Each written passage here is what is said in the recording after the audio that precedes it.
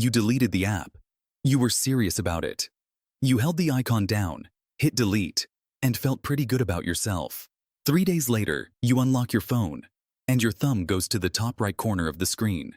It taps empty glass. Nothing opens. And for about half a second you are confused, like the phone is broken. Your thumb knew exactly where that icon used to be. You did not send it there. Nobody made a decision. The tap happened first, and you found out about it afterward. That is the strangest part of this whole thing, and almost nobody explains it correctly. You already know the popular version. These apps were built by teams of engineers, whose entire job is to keep you scrolling. Infinite scroll. Pull to refresh. Notifications timed to catch you. Every swipe is a small slot machine pull. Your brain gets a chemical hit, and you come back for another one. And if you still cannot put the phone down, that is because your willpower is not strong enough to beat 1,000 engineers. Some of that is true. The design is deliberate. Infinite scroll was invented on purpose, and the man who invented it has publicly apologized for it. But it has a hole in it, and you can find the hole yourself in about 10 seconds. If you scroll because it feels good, you should stop when it stops feeling good. So think about the last few times you closed one of these apps. Did you feel great? Most people close the app feeling flat, slightly bored, and a little annoyed at themselves. Then they open it again 11 minutes later. Pleasure cannot be the engine here. You keep doing it long after it stops being fun. The willpower half of the story has a bigger problem. Willpower means there was a struggle, a moment with two options on the table, and you picked the wrong one. So try to remember the struggle from this morning, when you reached for the phone before you were fully awake. Was there a debate? Did you weigh it? Did you decide anything? Almost certainly not. You looked down and you were already in it. You cannot lose a fight you never showed up for. So if it is not pleasure, and it is not weakness, then what exactly is picking up the phone? Your brain has two different ways of producing the same action, and they run on separate hardware. The first one is the deliberate system. It asks a question before it moves. What do I want right now, and what gets me there? It compares options, and it changes its mind when the outcome changes. This is the system you think of as you. It is slow, it is flexible, and it is expensive to run. The second one does not ask anything. It waits for a familiar situation and fires a stored sequence. Cue. Action. Done. No comparing. No outcome. No you. Scientists call it the habit system, and it sits deeper in the brain, in a region called the dorsal striatum. Every behavior you have starts in the first system. Repeat it enough times in the same situation, and the brain hands it over to the second one. Graybiel at MIT watched that handover happen in real time.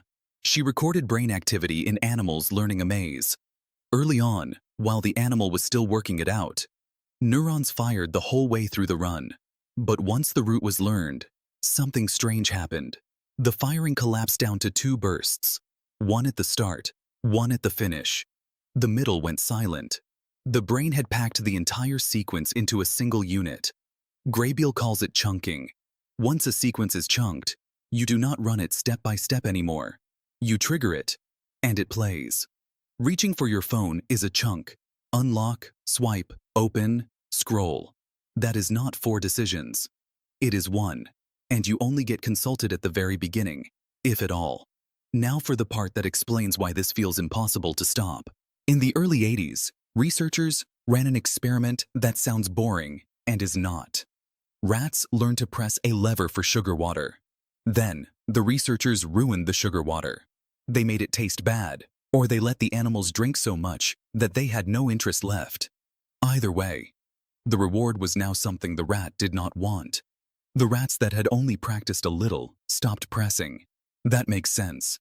The reward went bad, so the behavior stopped. The rats that had practiced a lot kept pressing. They kept working a lever for something they no longer wanted, and they were not confused about the taste. Offer them the sugar water directly, and they refused it. The lever press had simply come loose from the reward. Psychologists call this outcome insensitivity, and in a laboratory, that is the definition of a habit. Not something you do often, something you keep doing after it stops paying you. That is your thumb at 11 at night. The scroll is not paying anymore. It has not paid for an hour. The chunk does not know that, and the chunk does not check. There is one more piece, and this is the part most people miss. What triggers the chunk? It is not desire. It is the situation you are standing in. Wendy Wood at the University of Southern California has spent decades tracking what people do all day, and the number she keeps landing on is that roughly 43% of daily behavior gets repeated almost every day, in the same place, at about the same time. Habits are welded to context. Same room, same chair, same moment. So your trigger is not boredom in general. It is a specific situation, and it is usually much smaller than you would guess. The 3 seconds after you sit down on the couch, the elevator doors closing, a red light, the kettle going on, a 2-second gap in a conversation. Every time you wanted your phone, that request used to go through a small office. Somebody sat at a desk in there, read the request, and approved it or turned it down. That office is your deliberate system. After a few thousand approvals, your brain did what any efficient organization would do. It built a tunnel around the office. The request stops arriving at the desk. The man in the office is still there. He is still fully employed and wide awake. He just never gets the paperwork anymore, because the traffic runs underneath him now. He finds out about the trip once it is already over. That is the thing people keep calling weak willpower. It is not weak. It is bypassed. But you have plenty of automatic habits that do not eat 2 hours of your evening. You drop your keys in the same bowl every day, and it costs you a second. So why does this particular habit run so long? Because nobody built an ending into it. Every other habit stops on its own. The cup goes empty. The cigarette burns down. The episode ends, and the credits roll. That ending is a signal, and your brain uses it to close the file and move on to something else. Back in the 1920s, a psychologist named Zeigarnik tested something a colleague had noticed in a Vienna restaurant. Waiters could recall the details of an unpaid order perfectly and forgot the whole thing within minutes of the bill being settled. Unfinished business stays loaded. Finished business gets dropped. A feed never finishes. There is no bottom, no last item, no bill. So the file never closes, and the chunk keeps running until something outside of you interrupts it.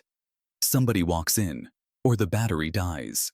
Once you can see the two systems, a lot of small daily weirdness starts making sense. Start with the thumb tapping the empty corner. The icon is gone. The goal is gone. Neither of those things matters, because the chunk was never triggered by the icon or the goal. It was triggered by the sight of your home screen, and it ran the sequence it always runs. Now take the disappearing errand. You pick up the phone to send one message to one person. You put it down 40 minutes later, and the message is still not sent. People treat that as a memory problem. It is not. Your goal handed control to the chunk at the unlock screen, and the chunk had its own plans for the evening.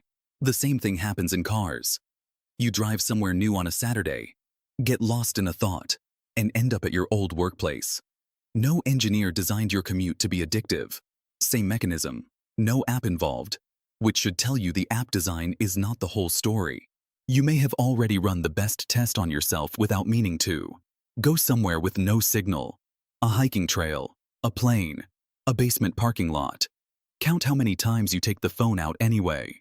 There is nothing to get, and no possibility of anything to get. The hand goes regardless, because the cue fired, and the cue has no idea whether you have coverage. Or the double check. You put the phone face down and pick it up 11 seconds later to look at the same screen. Nothing arrived, and you know it. The empty hand was the cue. Then the second screen. You are watching a show. The show has a slow stretch, and the phone comes up. You are not bored with the show exactly. The slow stretch turned into a cue, and now the cue is living inside your entertainment. And the substitution problem, which is the most convincing of all. Somebody deletes one app for good. Within a week, they are doing exactly the same amount of scrolling on a different one. If the addiction were to a specific product, that would not happen. It was never a habit about the platform. It was a habit about the movement. Last one, and it is the one people feel worst about. You are talking to somebody you love. There is a short pause in the conversation, and your phone is already in your hand. You are horrified. You did not choose that. You are right. You did not. The gap in the conversation was a cue like any other, running on the same machinery that puts your keys in the bowl. If the behavior never reaches your decision maker, then trying harder is aiming at an empty office. Everything that works aims at the cue instead, or at the first 2 seconds after it fires. Move the icon, take it off the home screen, out of the dock, and bury it in a folder on the 3rd page. This sounds far too small to matter. It works because the chunk fires and hits nothing. Your thumb goes to the old spot, finds a weather widget, and stalls. That stall is the point. A gap is where the office finally gets the paperwork back. Move the phone, not just the app. Since the trigger is a place, change the place. The most reliable version is charging your phone in another room overnight, and it works because it kills the strongest cue of your day. Waking up with the thing already inside arm's reach. You are not proving anything about your character. You are moving a cue out of a room. Give the loop an ending. The feed will not hand you one, so bring your own. A timer works. So does deciding the number before you go in. 3 videos, then out. The limit itself is not the useful part. The useful part is that a decided ending lets your brain mark the thing as finished, which is the signal it has been missing. Replace, do not delete. The cue is going to fire whether you approve or not. So put something else at the end of the tunnel. Same moment, different action. If your cue is sitting down on the couch, the thing on the arm of that couch should be a book, or a controller, or a glass of water. An empty tunnel gets refilled by whatever is nearest. And whatever is nearest is usually another app. And expect this part. It will feel easy on vacation and hard the second you are back on your own couch. That is not your willpower going up and down. That is cue exposure going up and down. The habit lives in your living room, not in your personality. One last thing, and it cuts both ways. Habits never really get deleted. The old pathway stays in the striatum for years. That is why one slow Sunday can bring the whole thing back in a single afternoon. And it is why people describe relapse as instant rather than gradual. But the same rule works in your favor. A replacement gets chunked too, and once it does, it costs you nothing to keep. In one study at University College London, the average time for a new behavior to become fully automatic was 66 days. Some people got there in 18. So the tunnel can be rerouted. It just takes about 2 months of walking through a different door. If you want more of these, you know where the subscribe button is.